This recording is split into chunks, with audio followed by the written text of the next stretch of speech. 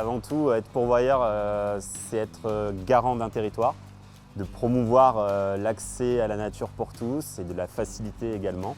Bien, être pourvoyeur, en fait, la première des choses, c'est d'accueillir des gens. Nous, c'est comme on se dit, Carole et moi, on dit toujours, nous, c'est notre grande famille, puis on va au chalet. Quand on parle de la pourvoirie, on dit qu'on va à notre chalet pour accueillir des amis. The enjoyment of giving a safe and pleasurable wilderness experience to clients. Memories made that they'll have forever. C'est pas facile d'être pourvoyeur, mais c'est passionnant. C'est quelque chose d'unique. C'est le monde, c'est les relations humaines, c'est notre volonté de bien faire, c'est nos employés. Le service à la clientèle, la proximité qu'on a avec nos clients. Au fil des années, ça devient des amis, du monde qui revient année après année.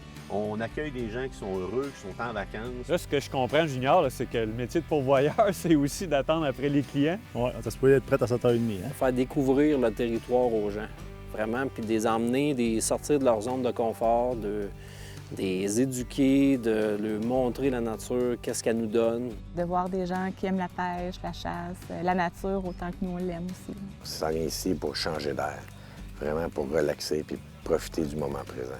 C'est le fun de recevoir du monde en vacances puis avoir la chance de travailler avec mes enfants. Ce qui me passionne, bien entendu, c'est voilà, la diversité d'activités que tu peux mener sur ce territoire-là. Il ne faut pas oublier qu'on travaille dans le loisir, donc plus tu aimes ce que tu fais, plus les clients vont aimer et vice-versa, c'est une belle boucle.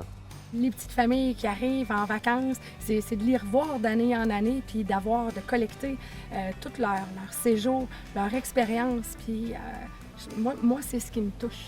Oui, le bonheur des gens, effectivement, le bonheur des gens, c'est ce qui nous donne la passion.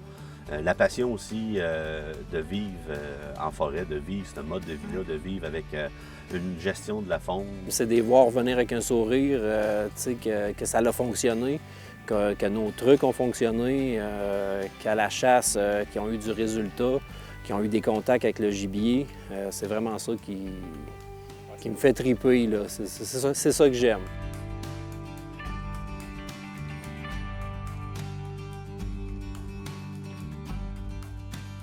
On est chanceux. Oui. On a des chalets, nous autres, là, les Québécois. Ouais. Puis les non-résidents, à la grandeur du Québec, qui n'ont pas besoin de bâtir, d'entretenir, de prendre les risques. Puis tout ce beau monde-là, c'est organisé d'une fédération, de donner encore plus de services. Mais oui, la Fédération des pourvoiries du Québec qui est là pour justement regrouper l'ensemble des pourvoyeurs, puis qui leur rend énormément de services dans la représentation qu'ils sont capables d'en faire parce que ça devient un véritable réseau. Oui. Et ils sont là pour pouvoir les assister dans les différentes étapes. C'est l'accompagnement. Donc, c'est l'accompagnement technique, parce qu'on a de l'information stratégique très importante pour notre métier. C'est l'accompagnement aussi financier, ça nous a amené vers des aides financières intéressantes. On est capable de nous outiller. Des fois, on a une question côté réglementation, ça fait énormément de choses à savoir en tant que pourvoyeur, puis des fois, on a de l'apprentissage aussi. Mais aller chercher la bonne réponse pour être capable de répondre aux clients, c'est vraiment un plus. Des spécialistes passionnés qui sont là pour t'aider, pour t'entourer sur toutes les thématiques qui peuvent exister autour d'une pourvoirie. Donc c'est vraiment quelque chose, un gros soutien. They are probably the most useful tool, if you will, of an outfitter to help us with situations and things that arise that we can't handle on our own. Ça nous donne accès, en fait, à une multitude de services techniques. On fait face à une équipe dynamique, une équipe hyper sympathique. C'est des gens qui travaillent là, sont des passionnés. Qui travaillent pour nous? Oui, exact, qui travaillent pour nous. Ils ont besoin d'avoir quelqu'un qui est là pour justement les aider, les aiguiller, que ce soit sur le plan légal, que ce soit vraiment sur le plan des installations, qui débattent pour eux autres avec les différentes fédérations, les différents ministères. La Fédération des pourvoiries du Québec est là pour les assister dans ces choses-là. Pour les tournages, ces choses-là sont là pour nous autres. Puis, ils offrent un super bon service, là, sont à l'écoute, ils sont là quand on appelle. Le biologiste de la Fédération des pourvoiries qui a fait l'étude de nos lacs, qui nous aide beaucoup avec les coupes forestières, que ça nous aide vraiment beaucoup là, dans cet aspect-là que nous, on connaît un petit peu moins.